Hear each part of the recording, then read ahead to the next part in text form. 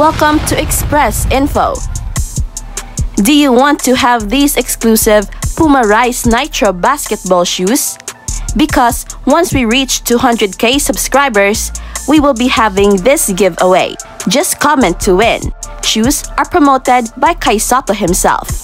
Just like this video, and most importantly, comment anything positive about Kai Sotto. It's easy. Commenting is the key to win. Share your positive comments about Kai Sotto. Do it now na. Win the prize. Stay tuned for more updates. Ito na guys ang pinaka-hinihintay nating labanan sa classification phase na kung saan maghaharap ang Gilas Pilipinas at China for the right to play sa Olympics. Napaka-interesting ang game na ito dahil tuloy ang rivalry ni Kai Sotto at Zhou Qi na nagsimula pa noong naglaro sila sa NBL Australia. Matindi ang kanilang rivalry sa NBL Australia at ito na ang ultimate test kung sino ba talaga ang best big man ngayon sa Asia. Dito na ako papusta guys. Kai Sotto is born for an explosion. In terms of speed, strength and athleticism, ay siguradong napakalayo ng mga big men ng China sa mga big men ng Italy, Dominican Republic at Angola na pawang mga NBA players. Pero hindi lang ang rivalry ni Kai Sotto at Zhou Qi ang ating babantayan guys.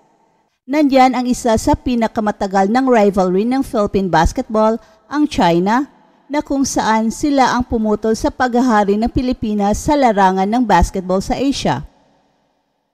Kung bata ka pa ngayon, alam mo ba na ang Pilipinas ang hari ng basketball sa Asia noon? In fact, tayo ay mayroong pinakamaraming gold medal sa Asia.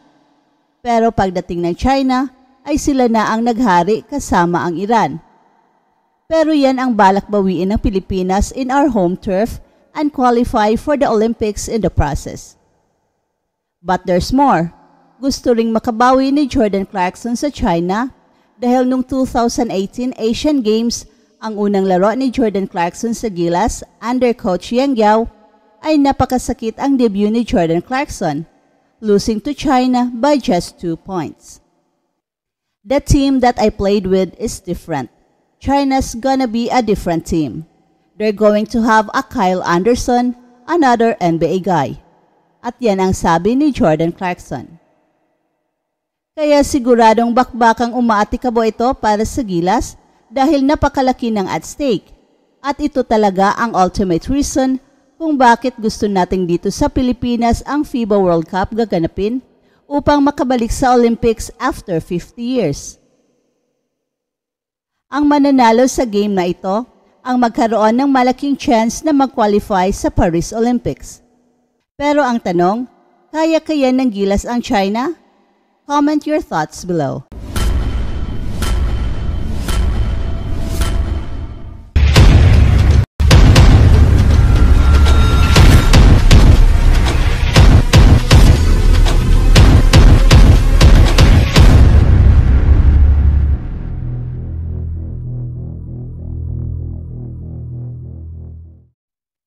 Samantala, na-sweep ng USA team ang World Cup Round 1 sa pagkapanalo ng 48 points laban ng Jordan. At si Ant-Man ang nagtangkang maging pinakamahusay sa mga Avengers ng Team USA. Napatunayan ni Anthony Edwards na ang starting unit ng kanilang koponan ay kayang makipagsabayan and it lived up to expectations habang nakuha nila ang sunod-sunod na panalo sa Round 1 ng 2023 FIBA Basketball World Cup. At nanalo ang Team USA na may score na 110-62 laban sa Jordan nitong Miyerkules ng gabi sa Mall of Asia Arena. Nagtala si Anthony Edwards ng 22 points, 8 rebounds, and 4 assists in less than 19 minutes of action upang pamunuan ang Team USA na nauna nang umasa sa kanilang pangalawang unit upang makaagaw ng lamang sa mga unang dalawang laro. Ang Team USA ay nagtala ng 7 sunod-sunod na puntos upang simulan ang laro at hindi na tumingin pa habang nangunguna sila ng hanggang 50 points upang kunin ang kanilang ikatlong sunod-sunod na panalo sa Group C.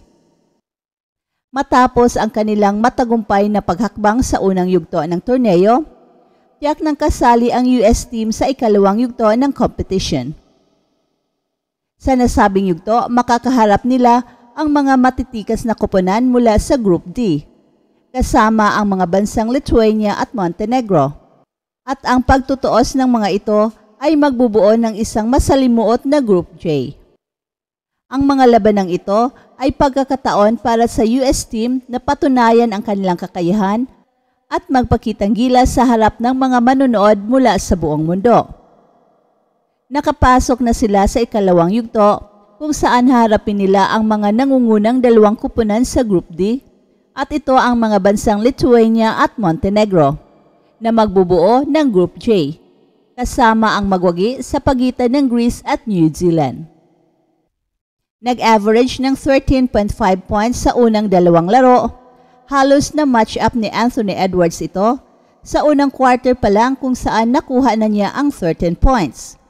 Kabilang na ang isang step-back three-pointer na nagbigay sa kanila ng 23-6 na lamang sa may mahigit na 3 minuto na lang ang natitira. Habang si Anthony Edwards ang nagbuhat sa depensa, si Jaren Jackson Jr. naman ang nagpatibay sa depensa. Ang kasalukuyang Defensive Player of the Year ng Memphis Grizzlies ay nagwakas ng may 12 points, 6 rebounds, 1 assist, and 1 steal. Binago rin ni Team USA coach Steve Kerr ang pagkakasunod-sunod sa pamamagitan ng paglalagay ni Josh Hart sa starting five sa halip na si Brandon Ingram. Pinanumbalik ni Josh Hart ang kanyang pag-promote sa pamamagitan ng pag-angkin ng pinakamataas na rebound sa laro na may 12 rebounds. At sina Bobby Portis, Jalen Brunson at Mikal Bridges ang iba pang mga players ng Team USA na nagtala ng mga double-digit na points.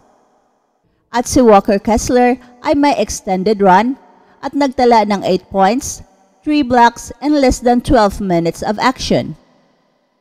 It was fun when everybody gets to contribute and got off to a great start and set the tone early.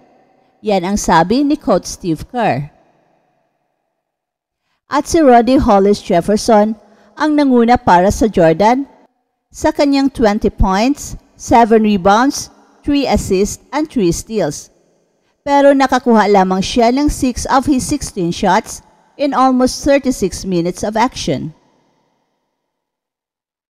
That's it for now, guys. Pero bago kami magtatapos, ay huwag kalimutan na huwag magpahuli sa mga pinakabago mga kwento at balita ng kasiyahan at tagumpay. Bahala na ang mga marites dyan. Basta kami ay handang maghatid ng tunay na inspirasyon sa mundo ng sports.